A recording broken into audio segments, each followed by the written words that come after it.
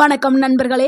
60 வயதுக்கு பிறகு உடல் நமக்கு வேற மாதிரி சிக்னல்ஸ் கொடுக்க ஆரம்பிக்கும். முன்பு சாப்பிட்ட எல்லா உணவுகளும் இப்ப உடலுக்கு பொருந்தாது. சில உணவுகள் நமக்கு சக்தியை தரும். ஆனால் சில பழங்கள் மற்றும் காய்கறிகள் நல்லது போல தோன்றினாலும் வயதானவர்களுக்கு மெதுவாக பிரச்சனையை உருவாக்கலாம். இன்று இந்த வீடியோல மூத்த குடிமக்கள் தவிர்க்க வேண்டிய 5 பழங்கள் மற்றும் சில காய்கறிகளை பற்றி தான் மருத்துவர் ஆலோசனை அடிப்படையில் பார்க்க போகிறோம்.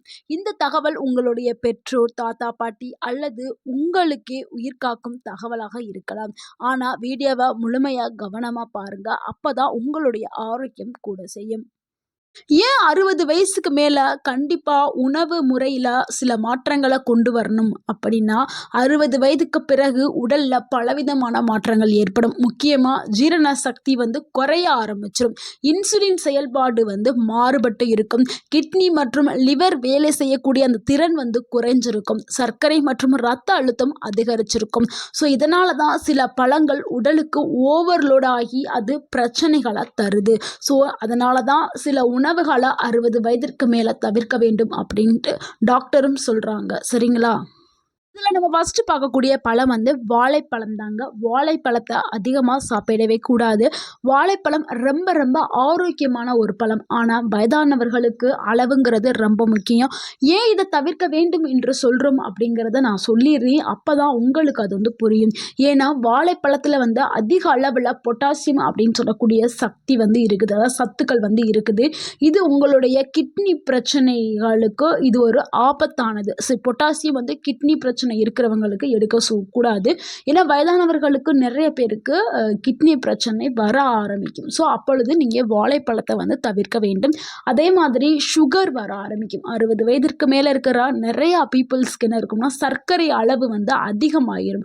அதனால தான் வாழைப்பழத்தை தவிர்க்க சொல்கிறோம். டயபெட்டிஸ் இருக்கிறவங்க அப்படி நீங்கள் எடுத்தீங்கன்னா உங்களுக்கு சுகர் லெவல் அதிகமாகிடும். ஸோ நீங்கள் சில பேர் என்ன பண்ணுறாங்கன்னா தினமும் 2, 3 அதாவது ஏதாவது ஒரு ஃபங்க்ஷன் வந்துருச்சுன்னா வாழைப்பழத்தை தாராக கொண்டாந்துருவாங்க. ஸோ இது வீணாக போகுதே அப்படின்னு நினச்சிட்டு வயதானவர்கள் என்ன பண்ணுவாங்கன்னா ஒரு நாளில் உட்காந்துட்டு 2, 3 சாப்பிட்ருவாங்க நல்லதுன்னு சொல்லிட்டு.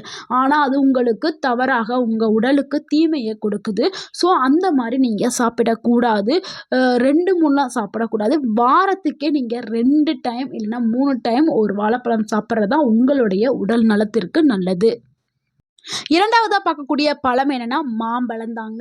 மாம்பழம் அப்படின்னாவே எல்லாருக்கும் ஒரு பிடித்தமான பழம். ஏன்னா அதில் இயற்கையாகவே இனிப்பு சுவை அதிகமாக இருக்குது.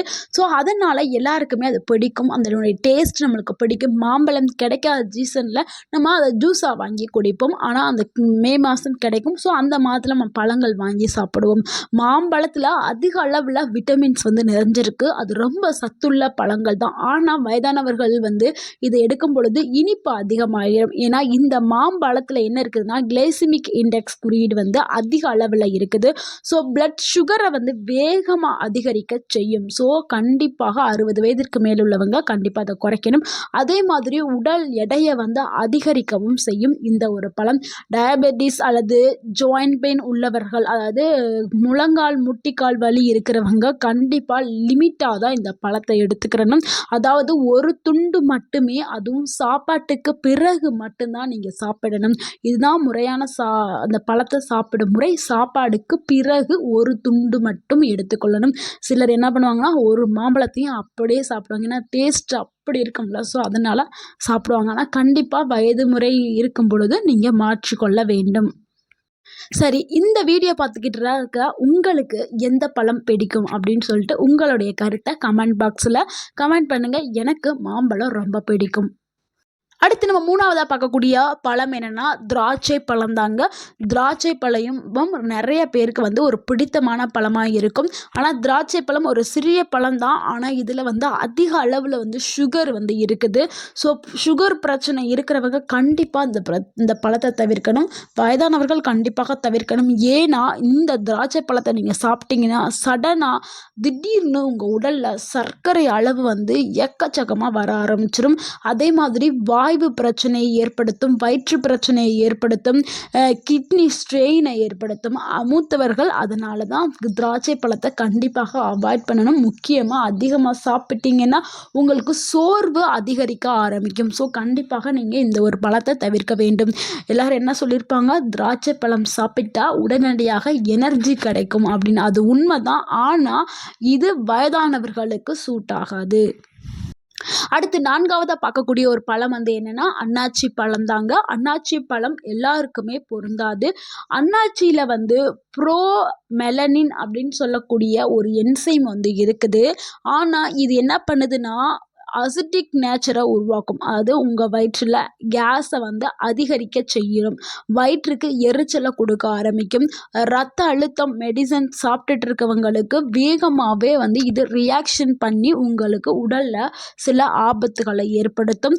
எம்டி ஸ்டொமக்கில் கண்டிப்பாக நீங்கள் இதை சாப்பிடவே கூடாது. முக்கியமாக வயதானவர்கள் இந்த பழத்தை அவாய்ட் பண்ணுறது ரொம்ப ரொம்ப நல்லது. அடுத்து 5வதா பார்க்கக்கூடிய பழம் என்னன்னா தர்பூசணி தாங்க.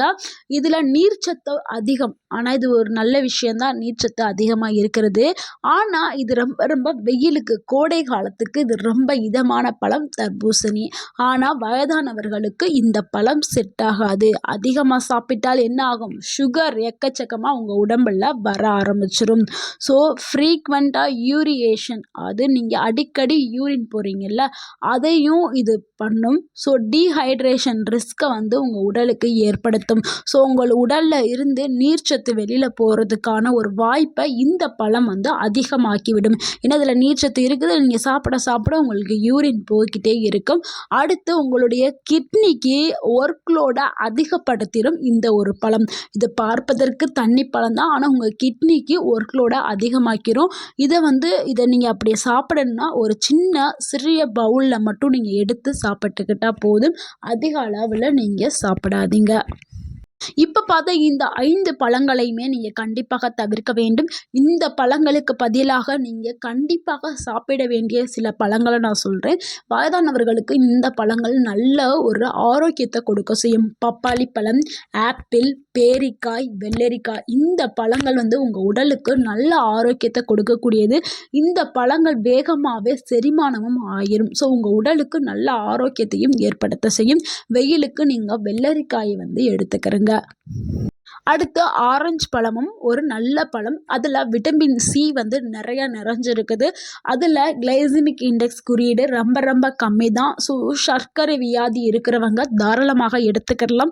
இதில் இனிப்பு இருக்குது அப்படின்னு சொல்லிட்டு நீங்கள் அவாய்ட் பண்ண வேணும். அது வந்து அந்த இனிப்பு வந்து ஒரு இயற்கையான இனிப்பு தான். இது அந்த அளவுக்கு வந்து சர்க்கரை அளவை கூட்ட செய்யாது.